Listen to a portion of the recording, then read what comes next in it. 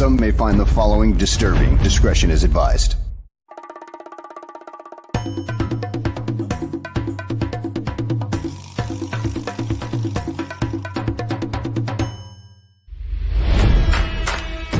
Never before in the history of sports podcasts have two men brought you opinion and analysis like these two.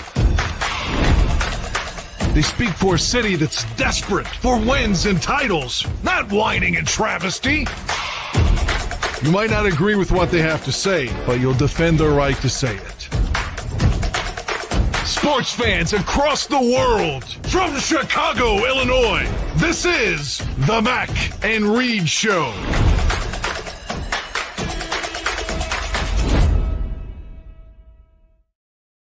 Ooh, that lingered. What's happening, everybody? Welcome into another edition of the Mac and Reed Show right here on the Barroom Network. Remember to subscribe, tell a friend or two, follow at Barroom Network for all the Bears coverage. And, of course, follow me at the 311 Mac. Follow Ross at Ross Reed. Hopefully you've caught all of our previous episodes on Spotify, iTunes, wherever you get your media. Like, subscribe, tell a friend or two. As I said, YouTube Live. We are streaming. We're talking to the Barflies in the chat. Thank you all for joining us. It's a Thursday evening, April 17th. And, of course, I'm joined, as always, by my swole mate, the Cliff Booth, to my Rick Dalton. He used A1 to help write his tweets today, and he can't wait to get his hands on some peeps this weekend. Ladies and gentlemen, Ross Reed. Yes, sir. Did you pay your taxes 2 days ago? Did you like my fuck those taxes? We'll all be dead in several years. I'm not paying taxes to this orange fuck. We're going to be very unhinged on this show. I filed my taxes. We're good. We're good, baby. Did you like my A1 joke? I did love it. Yes. I mean, what a state of affairs when we're confusing AI with A1 and Congress. Yes. Don't use A1 either, especially if you're at a good steakhouse. I never understood that. Like, yeah, I mean, you got to be at fucking Outback or Texas Roadhouse or some just hole in the wall. I never understood the deal. That's the bar. If I'm at an Outback, which you'll probably never see me at an Outback, but if for some reason you did see me there, send help, number one, and then also send a bottle of A1 because I'm going to need it. And the strongest knife in America. Yeah, Texas Roadhouse was like ranked the best chain, and it got me very curious because I'm like over, I'm on the south side, and right by me in Orland Park, there's just everything you can imagine from Outback to Cheesecake Factory and everything in between. Suburban Oasis heaven. Suburban Oasis is on LaGrange Road, but that's neither here nor there. Of course, we'll get to other Easter things in the show. We'll get the we'll get the scoop on if Frost eats peeps or not. But as you can see in the title, this is so to preface that, this is kind of our informal 3-year anniversary with the show here on the Barroom Network that we debuted on April 6th, 2022. I'm not sure if you remembered that, Ross. Happy anniversary, baby. I don't remember what we get for a 3-year anniversary. It's not gold, it's not silver, but it's I'm definitely not getting you any wood. So there we go. Let's see if I got this one right. Nope. There it is. All right, my soundboard's working. But we had a great run here on the Barroom Network and covered the good, the bad, the ugly regarding the beloved and sometimes hated Chicago Bears on this fair streaming service. We've had some laughs, shed some tears. Ross and I have been doing the show like this for, like 10 years since we teamed up, Ross, which is incredible in itself. And thrilled to share with all of you that, we'll be joining the great talent at Second City Gridiron. We'll be continuing to do a show in a similar format over with those guys over there who do outstanding work, very Bears centric. So maybe even more hyper Bears focused with what we do over there. I encourage you all to check them out, give them a follow, Second City Gridiron, across the board, and check out the other talented hosts, as I said. But it goes without saying, we're very grateful before we dive into how we would normally run the show, but we're very grateful for the opportunity we've had here on this show on Barroom with Aldo and us getting together, a few years and change ago. And he gave us a shot, gave us first and foremost, full creative control, helping with technical things, enhancing the show, enhancing our reach. The other shows that have been so supportive, I hope you guys know that we tried our best to reciprocate that support. and wish the other shows the best of luck in the future. And to the fans of the show, ultimately, those in the chat and beyond, and those who listen to the audio only version or listen to this late, you're who we do this for besides ourselves in these, quote unquote therapy sessions with the Bears and whatever else we talk about in these shows. We hadn't done a show in this format where there was a live chat in some time, which was cool. It brought questions, comments, trolls, new fans and old, everything in between Detroit fans. Sometimes there'd be 40 people. Sometimes there'd be hundreds watching live. So thank you from the bottom of my heart, and Ross's, he'll take it away in a second, but thanks so much for supporting us and giving us a shot and following along with us on this long, strange trip on the Barroom Network. Completely agree with everything you said. Shout out to Aldo, of course, first and foremost, who started off as a guest on our show when we were doing it way back when, doing radio live, and he was a great guest, and he gave us this opportunity to take our show in a live streaming podcast format, and it's been great. I love Aldo very much so as a friend, personally and professionally. He's a great guy. He's a great family man. Really stand-up person. And shout out to the other people that have shows on the Barroom Network. We've got Tucci here as well. I was able to, we were able to do some work with Greg Gabriel and a lot of other people John Pafone and everybody else on the Barroom Network. So shout out to them. I will definitely miss them, but I think we'll still be able to do some cross network content as we are all Bears fans at the end of the day. And shout out to all the fans of the Barflies, of course, that stuck with us and were able to chime in and watch us week after week. Like you said, Evan, this is what we do it for. Unfortunately, the results on the field of the team that we cover predominantly weren't what we wanted. Hopefully better days are ahead of that front, but we still tried to make it fun, and we tried to keep it I would say objective and very original. So we'll miss you guys. You guys, of course, feel free to join us on Second City Gridiron as we start to work out the days that we're going to be doing shows, and we're doing heavy Bears focus. But, we always are going to spray the ball to all fields. We're going to talk music still a little bit and talk movies and TV and things like that because, just because we're football fans, but we're fans of other things as well. And sometimes when your team goes consistently 7-10 or whatever, you need to also liven up the juice a little bit with some other content to keep your mind off of another bad season or a bad loss. But for the rest of this show, we got some work to do still, and we're going to give you guys some good Bears content. We are 1 week away from the NFL draft. That's right. I can be honest with you. This is one of the stranger NFL drafts I think that we've talked about in a long time, because we don't know what the hell's going to happen. We don't know where things fall out. I think it's a weird draft because, it's a very, very top-heavy draft. There's probably 3 to 4 blue-chip talent guys at the very top of this draft. And then after that, there's a lot of, middle-of-the-road starters, maybe some potential diamonds in the rough. But where the Bears are sitting at 10th overall, to be completely honest with you, it's not the spot that you want to be at, and I think we're seeing that right now with the Bears and a lot of teams that are in that top 10. We haven't seen one trade yet in the first round or in the draft, period. And that's very rare. That tells you that, not a lot of teams are excited about the talent in this draft once you get past the Travis Hunters and Abdul Carters of the world, of course, Cam Ward. It is, as you said, a week away, and barring any trades, the Bears are sitting at 10 at this point. And I've hemmed and hawed like so many people about what the biggest need is for the Bears. Obviously, free agency helped dictate that, and offensive line, turning that around on the interior immediately helps you out in case, the likes of, Will Campbell go early, which seems to be jumping up off the board early at this point, or Armand Membo. And, to that end, the top 3, I feel like, is getting more solidified with, Cam Ward likely going number 1 as the best quarterback prospect in this draft. And then Travis Hunter and then Abdul Carter, sort of like that mix of threes feels very solid. But like you said, Ross, everybody I think wants Ashton Genty in theory in this top 10. Sure. Would love a guy like that talent in Ashton. I think, you'd go back to how loaded it was a couple years ago with Bijan Robinson and Jahmyr Gibbs and all world guys.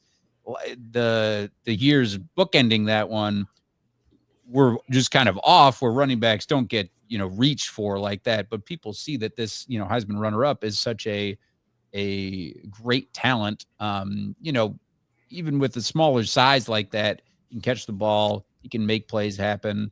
So yeah, I'm very curious to see, where you're at with who you want to see at 10, like the dream scenario versus the nightmare scenario. I think that, it could be any type of four ways. I think as I mentioned, JT at 10, it's hard to pass on a guy like that if he's there for the Bears, and you think about the impact he could have with Ben Johnson's offense and this new look with the offensive line, paving lanes for him, and just again another weapon in addition to Odunze, and for Caleb Williams to throw to him and hand the ball off to him and take some pressure off Caleb Williams. Could be great. And then, Tyler Warren has been floated out there as the best tight end in the draft, and potentially, he's certainly his draft stock has skyrocketed. But is he like, if you're drafting him at 10, and for me, is he like Brock Bowers? Is he going to make that sort of impact when you already have a Cole Kmet on the other side? When you're juggling, a guy who's worth $40 million on the other end of the line there.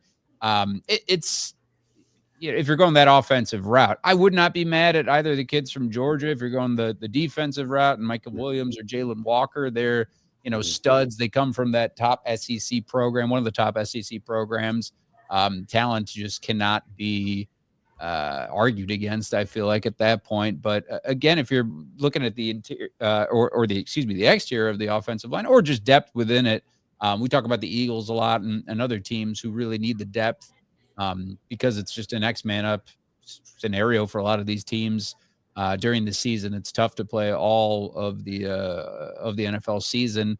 I'm curious, where you're at, Ross, after all these mocks, like just unbelievably, inundated with mock drafts at this point. But yeah, where you at right now? If you were, if the draft was tonight at 7:00, who you thinking?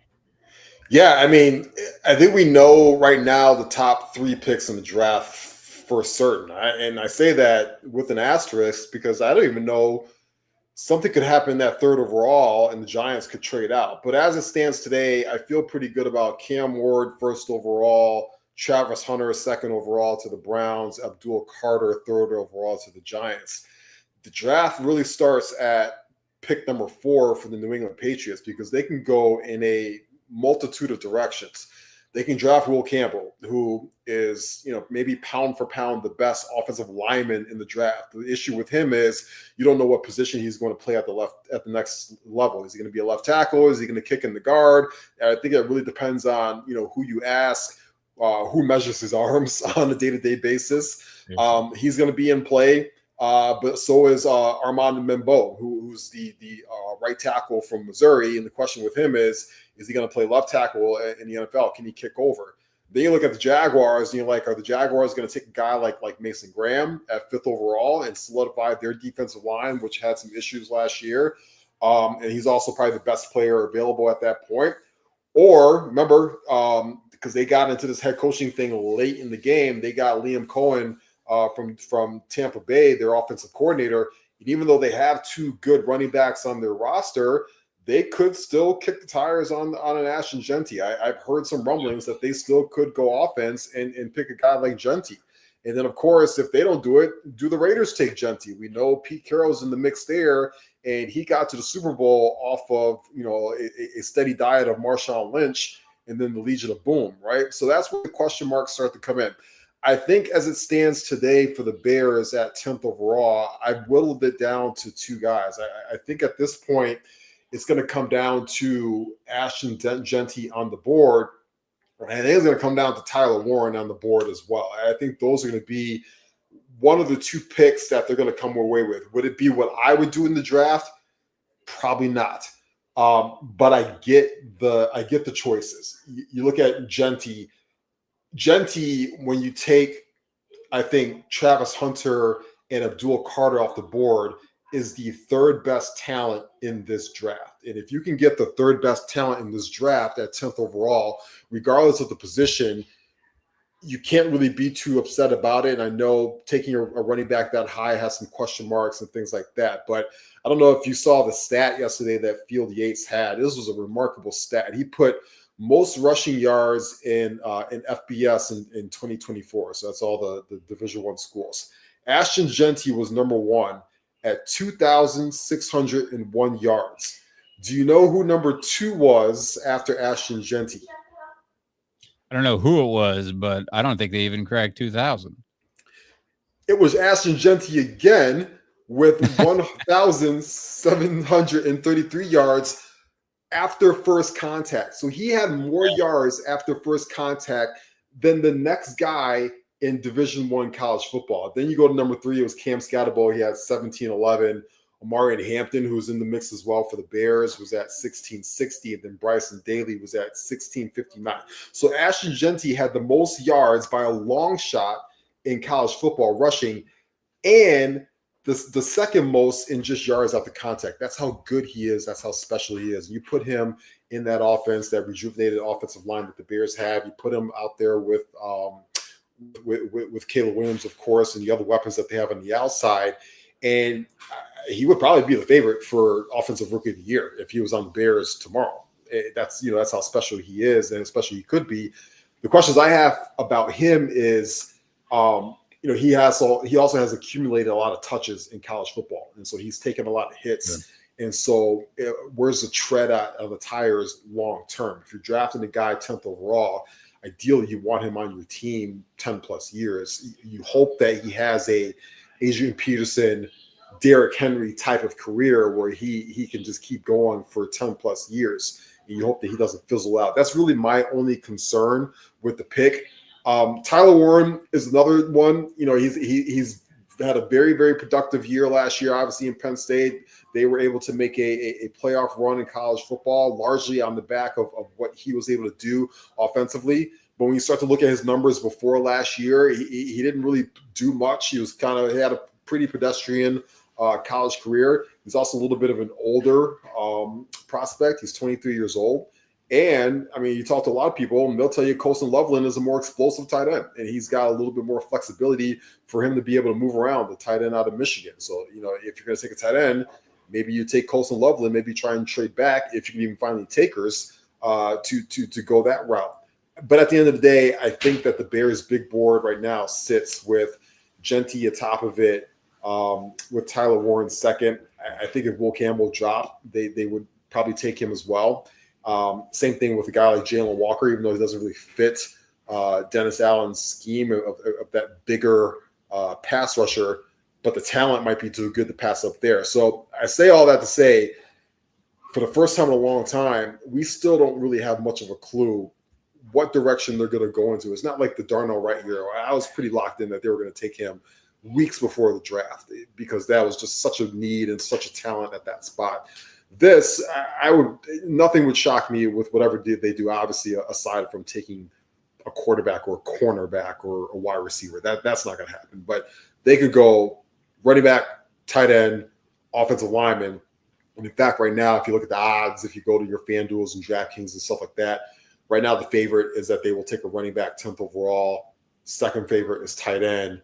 Third will be defensive tackle / edge rusher. Yeah, if it was weeks ago, it would have been Membo or Campbell. I feel like just a no-brainer even before these. If the Bears did not have the busy free agency that they had, signing some vets and getting Caleb some much-needed help. And going back to Genty, just a great talent. I agree with you. Just you think with all those yards after contact that he is going to have a little bit of wear and tear. It helps that he is – 5'10", 5'9", whatever. Sure.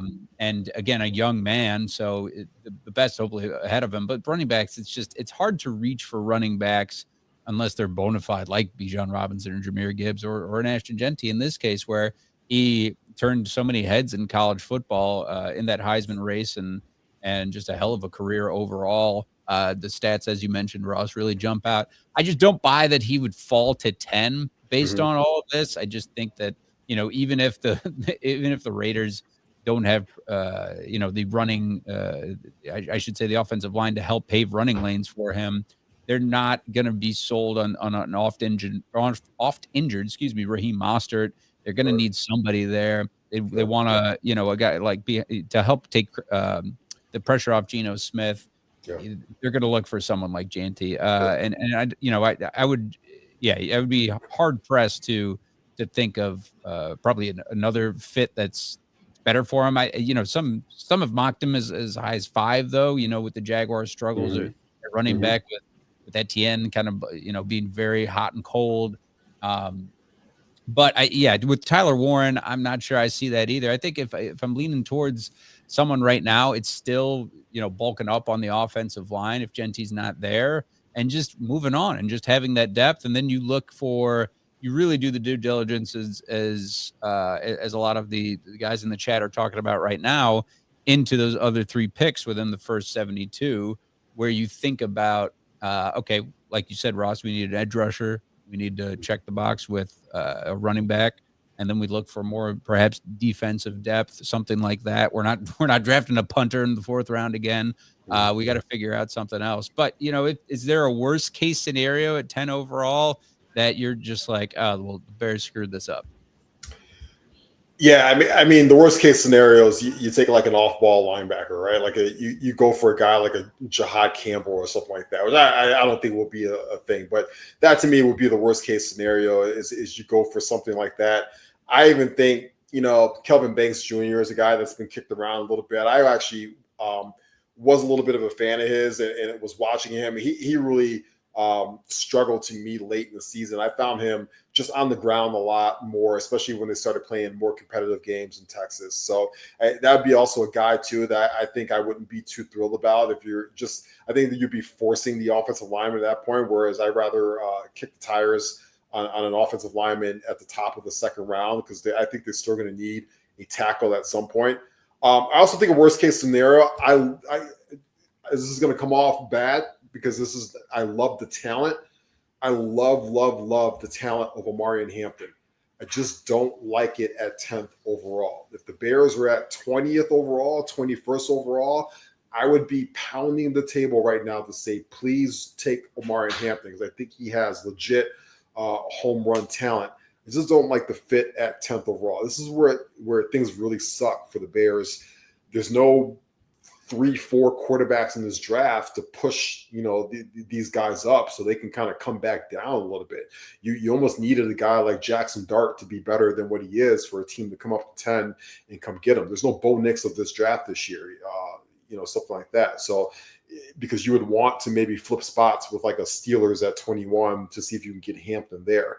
Although I don't know if Hampton gets past the Broncos at 20, because I'm sure Sean Payton will try to make him his new Alvin Kamara. But those to me would be the worst case scenarios. Is a Banks, Jahad Campbell, off-ball linebacker, and taking Omarion Hampton 10 to 15 slots too high. Yeah, that's a reach, right? When you think of Hampton and you think of an off-ball linebacker, and even people are skeptical about Ashton Genty, just the clear-cut favorite, Omarion Hampton. Then it kind of drops off after that. It's a deeper edge class, I feel like, with several guys likely going in that 1st round. An offensive line, if you're reaching for the kid from Ohio State I was just looking at, or Gray Zabel, one of those guys. Yeah. Zabel, who had a great combine. You never know. He's a small school product, but any kid from Ohio State, which we'll get to in a minute, I feel like with the rest of the Bears picks would be good. So that does lead into a good question as far as beyond, the first days, the 1st round prospects that we went over. But as Maddie asked, who do we like in the rounds 2 and 3? And if you're not going offensive, if you're not going the offensive route with the 10th pick overall, as far as running backs concerned, as far as another weapon for Ben Johnson, there's been a lot of mocks, and I feel like it's just a question of where Travion Henderson ends up with Ohio State. He's been mocked a lot, and certainly Genty and and Hampton will be gone for sure by day 2. So he would make a lot of sense. And then if you're looking beyond that, who else is on your board, so to speak, Ross? Yeah, you hit it on the head. I think there's a very realistic option that the Bears go Warren 10th overall and then Henderson at the top of the second round. You go double offense there, and then you spend the rest of your draft working the trenches a little bit. I think that's very, very realistic for the Bears.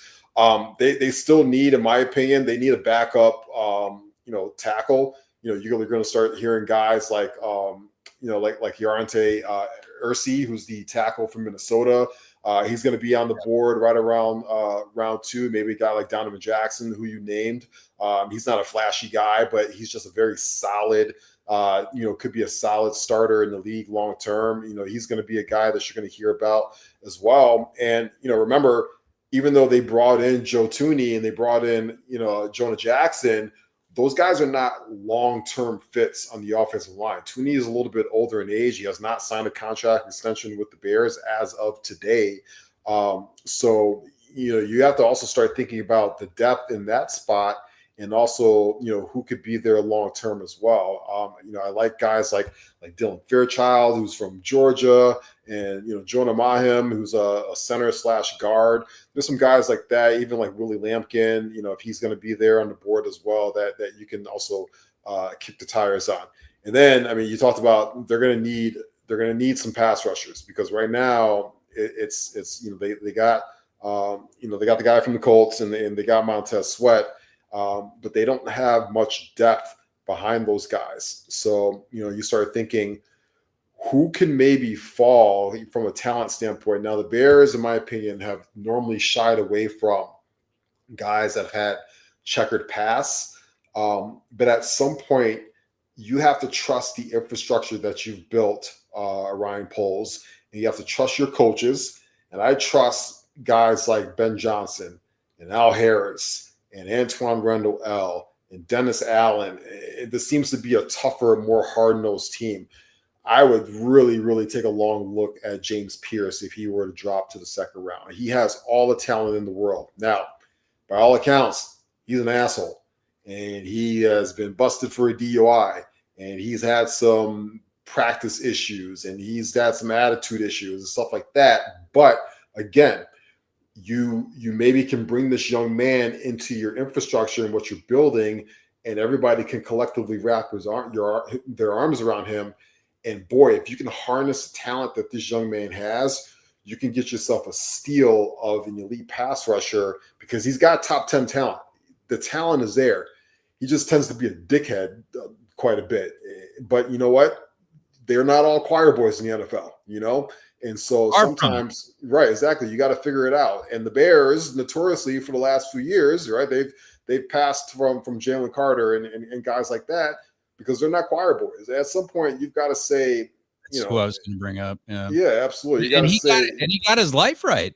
He did. Yeah. Because the Eagles have the infrastructure to say, you're coming in here, and we're not going to take any shit from you. And we got some guys, even from Georgia and stuff like that, and we're going to help you and get you right. And I think the Bears have got to start taking some swings on some guys like that. If they don't, another guy I love is Ashton Gelati, who's the edge rusher out of Louisville. He fits the mold of what Dennis Allen would like. He's a name to keep an eye on as well. It would be cool if the Bears came away with 2 Ashtons out of the NFL draft this year, Ashton Genty and Ashton Gelati. I wouldn't mind it. It seems like, the entire champion Ohio State, team roster that's starting 22 is getting drafted, throughout the weekend as well. So, to that end, JT Molau, like he and the edge was certainly mocked to the Bears a lot. And then, as I mentioned, Travion Henderson, Jack Sawyer. Do you like Jack Sawyer? Do you see that pick working out? I like Jack Sawyer.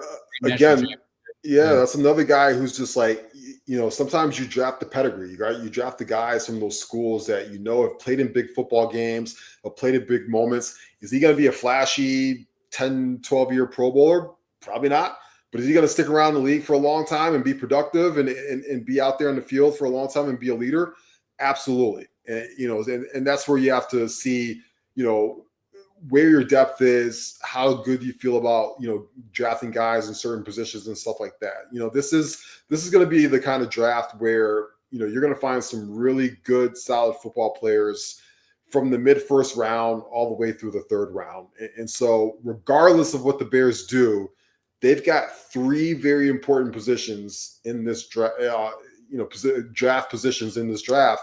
They've got to hit on all three. You've got to hit. You've got to get this thing turned around. How long have we been saying for the last few years? They're a couple of picks away. They're a couple of guys away. They're this, they're that. We've been going 5 wins to 6 wins to 7 wins to 7 wins. At some point, you've got to flip the switch. You've got to hit on some of these picks sooner than later, and it's go time. I don't care it's a first-year head coach. I don't care it's a second-year quarterback and it's a second-year wide receiver. It is go time for this franchise, and they've got to start by they did well in free agency, and they did well with the coaching staff, and now Ryan Poles and Ben Johnson and Ian Cunningham hit these picks, specifically 10th overall and the 2 picks in the second round. Yeah, and I think you're going to see it. I think that the proof is in the pudding as far as what Ryan Poles has been able to do. Just looking at last year with obviously no brainer at number 1 overall, and that's been building up to that with Odunze and Austin Booker. I think it remains to be seen with them, but look before that and look to just a couple days ago when you're signing Kyler Gordon as the top slot corner. And just a bunch of other signings and drafts that have really, given us more faith in this franchise as a fan base that they're going to be able to turn it around and get it right at this point. And I think it's been pointed out in the comments, the best player available at number 10 overall, you can't be mad at that. Just let those other teams dictate it. I don't see them trading out of that 10th pick overall. But address those needs. You saw Caleb Johnson was visiting the Bears. They like him from Iowa. Could easily go that route. You don't have to reach for a running back until it's always deep, and running backs kind of grow on trees after those first 2 that we've talked about ad nauseum about. But yeah, I think there's certainly that big need on the offense and defensive line, or there was going into this offseason. So you've addressed that in a big way in the interior offensive line. And you figure your bookends are going to be pretty set going into training camp. Figure it out from there, and then you hope that you could just revamp this defense to be the ball hawking defense of old. But I know we're really seeing a whole switch in the whole persona of the Bears franchise, where it was 85 Bears and the past teams where defense just had to do all of that. I'm done with it. I want to see an Eagles type, Chiefs type offense, Detroit Lions type of offense that's really making the headlines for the Bears. But it doesn't hurt to be balanced again, like the Eagles last year, the Super Bowl champs, that are able to knock you in the teeth too, with a mix of guys. It was pointed out that the vets by A10 Warhog, they have the vets to rein in immature players at this point. And I think that's very true. It's a good mix of guys. It's trending towards one of the younger teams in the league now. They got to go for it. It's playoffs or certainly bust, certainly next year, when you think about how this Bears team is being pieced together at this point. And with 4 picks in the top 72, they could get some really good players, in this 2025 draft. I don't see it any other way. I agree. And it's why you sign a guy like Grady Jarrett, right? He's an animal, and he's a tough dude, and he doesn't take any bullshit. It's why you gave TJ Edwards an extension today, because you think that he's a tough guy and he's a leader on your football team. It's the reason why you go out and you trade for Joe Thuney. Joe Thuney shows up at Hallis Hall day 1, and he sits down with rookies, and he just puts his nuts on the table, and his 4 Super Bowl rings. He says, let's go get one of these. Like, this guy has played with Patrick Mahomes and Tom Brady, with Bill Belichick and Andy Reid for a long part of his career.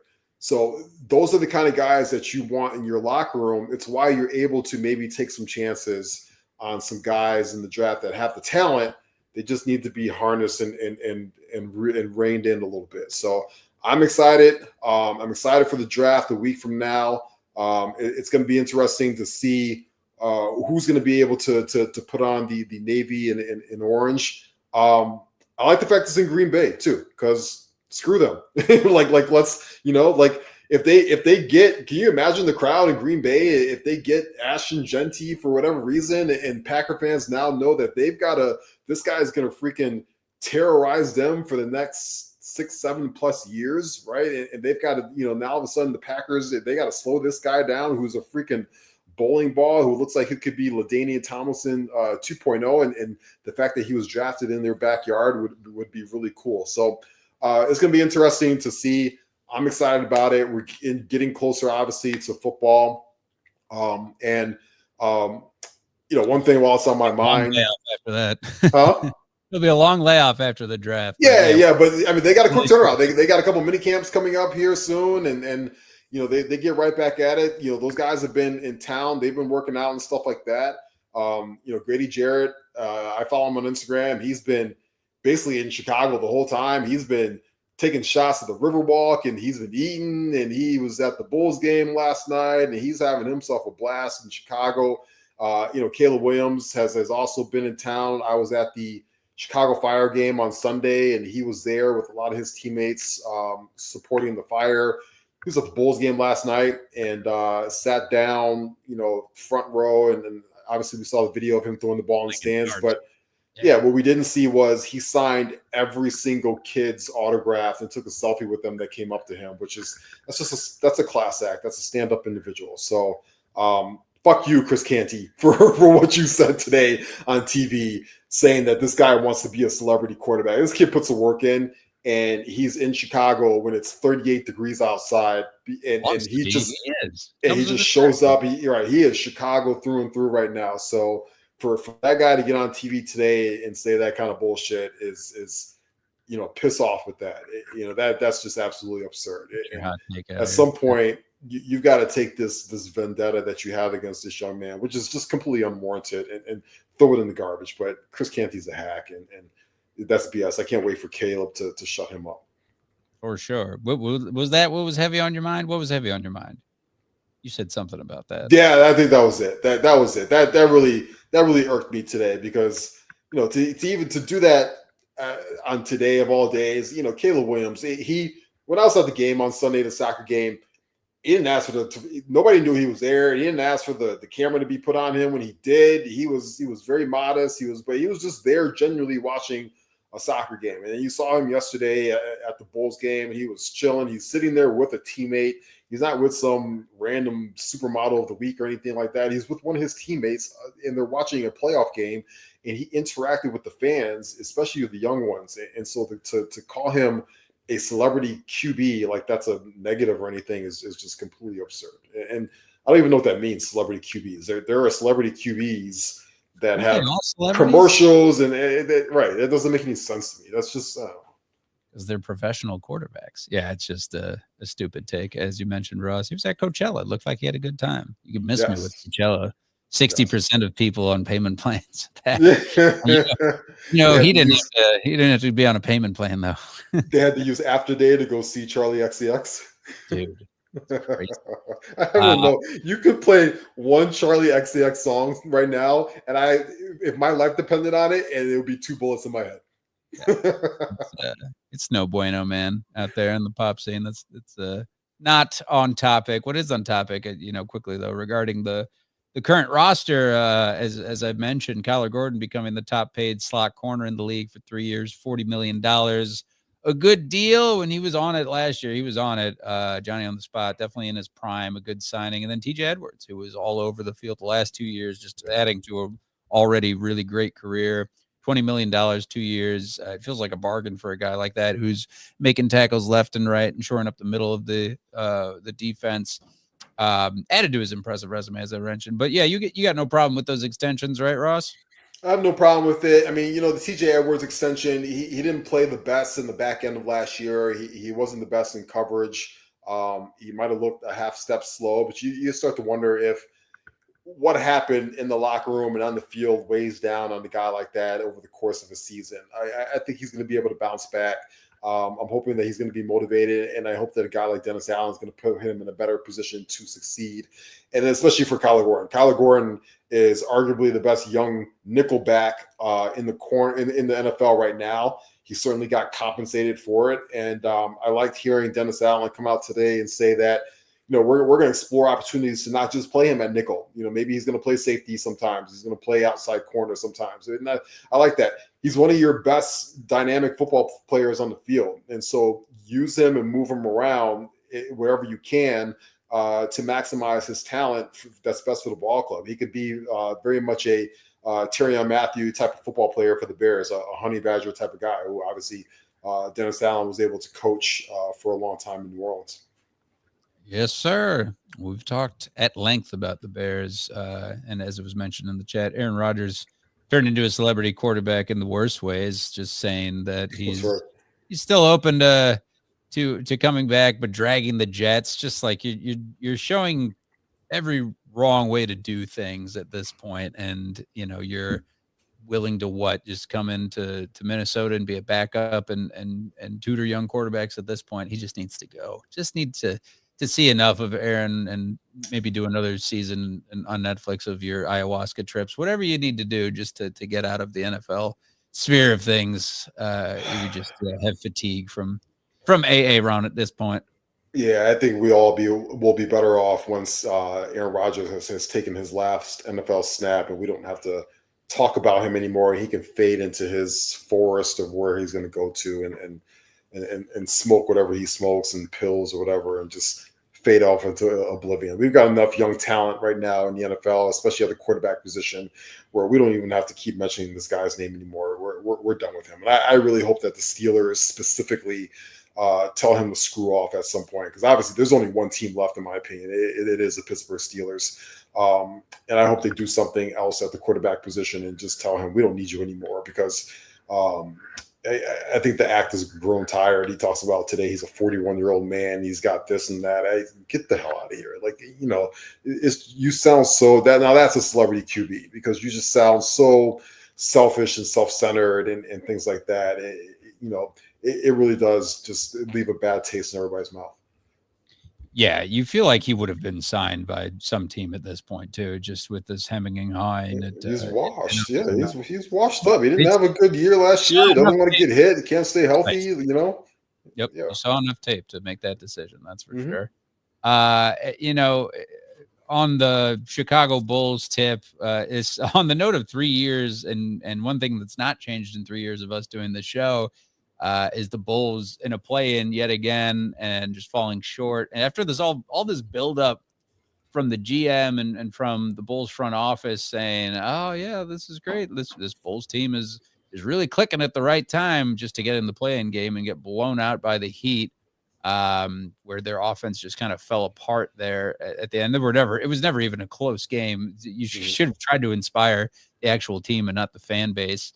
But Michael Reinsdorf and company just want to sell tickets. It sucks, man, that we see on the one hand, the Bears turning that franchise around, and baseball season it's kicked off, and there's little hope for those baseball franchises as well. Won't really dwell on them on this show, but as far as the Bulls go, it's been so very long since they've just been very interesting to watch. And I think, when you take a step in the right direction, cutting loose Levine and, drafting Buzelis, you got to go even further, and you got to go the route of, the Spurs and OKC and all these other teams where you're able to go and get in that lottery, man, and just amass some draft picks because it doesn't look like they're, doing else to move the needle as far as being competitive. You've been middle of the road for as long as we can remember in that 8, 9, 10 seed and sort of bottom in their division a race. You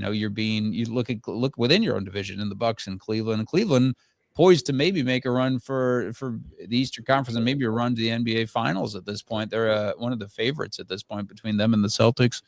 And the Bulls, it's just I feel like the most compelling rant I've seen is obviously to sell the team if you're not going to move it in the right direction and be competitive and embrace a tank and make some swings that really are seismic for this franchise to turn it around.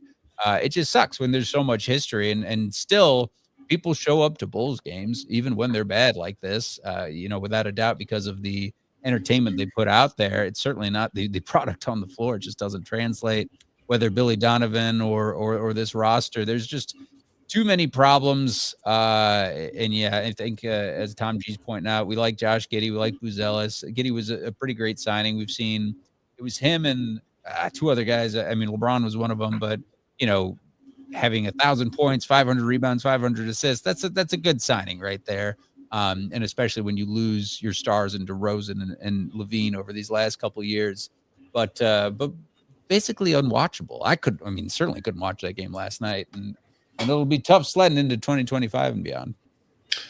It is, but you can't keep half-assing this rebuild. You got to go full ass. You got to rip the Band-Aid off, full ass, baby, and just strip it down to the studs. I think you hit it on the head, which is the Bulls fans are one of the few fan bases, not only in the NBA but in all of sports, that will continuously show up and support your product and your team, even when they're bad and when they're down. That's all the more reason to strip it down to the studs and do what you need to do, which is accumulate picks, accumulate assets, try and take as many swings as possible at the top of the draft. You should be going after Cooper Flag instead of trying to make a play-in game that you got blown out in, right? Like, you should be forward thinking next year, saying, all right, Carlos Boozer's son is coming out. He's going to be the number one pick probably in the draft. We want to try and position ourselves to be in the Boozer sweepstakes after he does his 1 year at Duke, or the same thing with the young man that's going to BYU next year is also going to be a top 2 pick. You got to be, and they get so scared thinking that people are going to leave them. They haven't left. I am a 43-year-old Bulls fan. I grew up, yes, watching Michael Jordan. I saw all 6 championships, but I was there for the Pete Myers years. And I was there for the Eddie Robinson years, and the Eddie Curry years, and the Tyson Chandler years. I was there for the Marcus Fizer years. I have never left as a Bulls fan. That's what Bulls fans do. We don't waver. So stop insulting us by half-assing it and go full rebuild. We will support this team and this franchise and get this thing right. You hit it on the head. Cleveland stripped it down, built it back up. OKC won 68 games this year, doing exactly what the Bulls need to do, and they still have like 10 first-round picks sitting in the cupboard, and they potentially own Philadelphia 76ers first-round pick if it's not top 6 or better. That's how you're supposed to do it. They could win the NBA championship this year and still get a top 5 draft pick overall. Strip it down to the studs, do it the right way. We'll still be here. This constant in purgatory is frustrating for all of us, especially for the fact that most people can't even watch your games on TV because you have this silly network that doesn't get broadcasted out to a lot of people's cable platforms. Yeah, that drives me nuts. Exactly, Ross. I'm only really able to, if I'm not paying, whatever it is a month for that extension, then, I got to watch it on ESPN. And because they're unwatchable, they're not going to be nationally televised either, besides this playing game. So, yeah, Carlos Zovis and company got to stop taking these shortcuts and, take a cue from these other teams. But exciting that we're finally at playoff time with the NBA. I mean, the seedings are going to be spicy and playing. Where are you at with the play-in? By the way, you for it?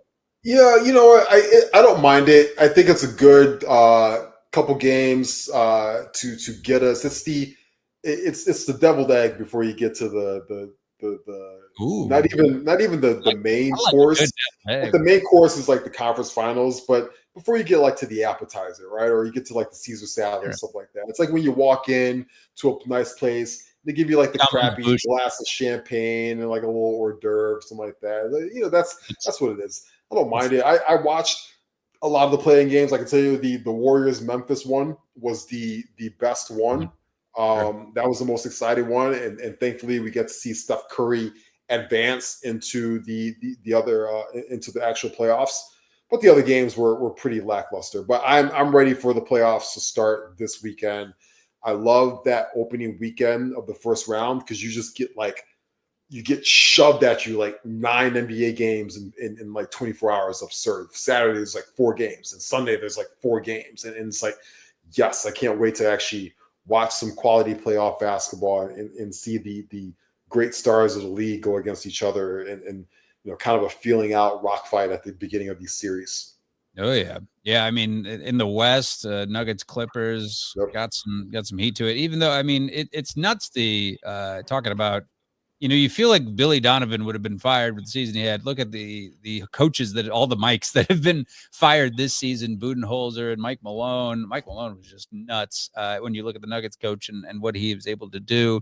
But now Nuggets, going on without him as a 4 seed against the Clippers. Lakers, Timberwolves, that's spicy when you figure Ant LeBron going at it for several games. Rockets, Warriors, that's great that we get Steph and the Warriors into the playoffs. And then, the Pacers, Bucks, that's a divisional type of thing. And Knicks, Pistons, this new look Pistons team has some potential. And the Knicks certainly building off the success of last year. But, look at the Magic too. And they're, if they're healthy with this young core, then they could cause a little bit of problems for the Celtics. But the Celtics certainly battle tested. It looks like, today, if you're asking me, Ross, and I'll ask you, Gav, Celtics is an easy sort of pick for the Eastern Conference Championship. And then, man, I feel like the NBA wants Thunder, Lakers for that Western Conference. Lakers going to try to do everything they can with Luka and LeBron and the wheels falling off. But who do you like to go to the finals? I got Celtics, Thunder. I think those are the two best teams in the NBA right now. I think when the Celtics are healthy, and they're healthy right now, nobody's going to be able to beat them in the series. Mostly because you can rest a guy like Porzingis in between games. They really need Porzingis out in the court to be able to compete. And then Jason Tatum, Jaylen Brown, those guys have done it before. They're battle tested. They know how to, they know how to go out there and win these big games. And then the Thunder, I've watched a lot of NBA this year. The Thunder have been the best team in the NBA all year. And SGA is going to win MVP. It's going to be deserved, even though Jokic had an amazing season. They have so much depth on their roster. They can throw guys at you 1 to 9, and they're interchangeable. They can shoot. They can score. Most importantly, they can play defense. They've got guys like Alex Caruso out there and Chet Holmgren, who's going to be a rim protector. The Isaiah Hartenstein signing was a low-key huge move of the offseason because it gave them some size and some rebounding that they didn't have last year. And I just don't know anybody who's going to be able to stop SGA this year. He has, if you look at his stats from this season, it is literally top 3 of guards of all time for a single season in the NBA. He's up there with the likes of Michael Jordan and guys like Jerry West. So I think it's just his time. And I think it'd be cool to see a little big market, small market action, come back to the finals, right? You got the pedigree of Boston and their 17 banners in the rafters right now and all their star power, and versus the small market team like the Thunder. We saw them, make a run. You saw my kid right there. We saw them make a run, back in the Durant days and the Westbrook days. And that building gets super loud, the Chesapeake Energy Arena, whatever the hell they call that place. So I think it'd be cool to see that. I think it'd be a nice cross-clash NBA to see those two teams in the NBA Finals. Yeah, SGA just playing out of his mind, and Thunder building off their prior success. And Celtics got to do this too. I mean, I think we were off when they just, or maybe we did a show, but we didn't mention that they were sold. But that's, it doesn't affect the fact that they still have a problem with, keeping all this core together of Jaylen Brown and Jason Tatum and trying to get one more. Yep. Yeah, pay them both $200 million. Contracts, you can't do it. It's after a point. Maybe you can, though. There's so much money out there. Yeah, it's going to be very difficult to stay in the luxury tax for that long and pay guys like Drew Holiday and Peyton Pritchard and Derek White and Al Horford, who continues to play at a high level, and Porzingis. I think regardless win or lose for the Celtics, they probably trade a couple of those role players in the offseason, because I don't think the new owners are going to want to keep fronting the bill for that luxury tax, and they need to pay for a new stadium as well. Ooh, boy.